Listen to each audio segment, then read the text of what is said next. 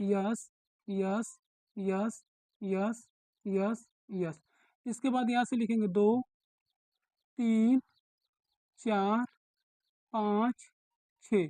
अब इसके बाद लिखेंगे P P P P P.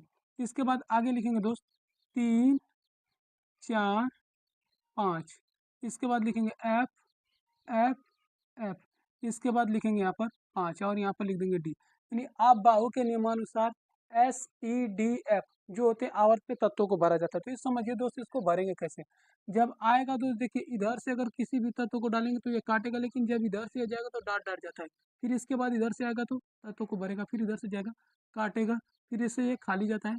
फिर इसके बाद इधर से आएगा तो ये काटेगा, फिर खाली जाएगा, फिर इसके बाद ऐसे आएगा तो ये काटेगा, फिर इसके बाद ये खाली जाता है, फिर इसके बाद ये कुछ संख्याओं को काटेगा, फिर ये खाली जाएगा और लास्ट में ये पूरा काट देता है।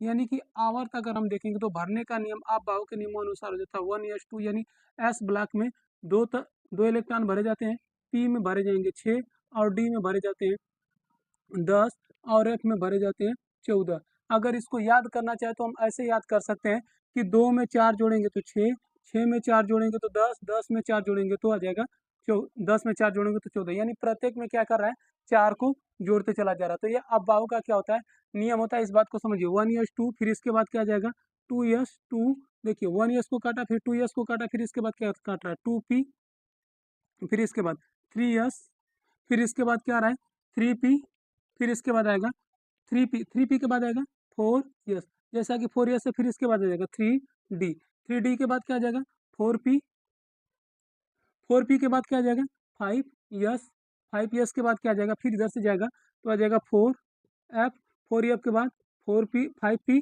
5p के बाद आ जाएगा 6s, 6s के बाद फिर जाएगा 5d, 5d के बाद 5f, अच्छा जी 5f, 5f के बाद क्या आ जाएगा यहाँ पर 5f के बाद आ जाएगा 6p, 6p के बाद 7s। यह क्या हो जाएगा, तत्वों को भरने का क्रमांक होता है। अगर वीडियो पसंद आए तो दोस्तों चैनल को शेयर और सब्सक्राइब करें। मिलेंगे नेक्स्ट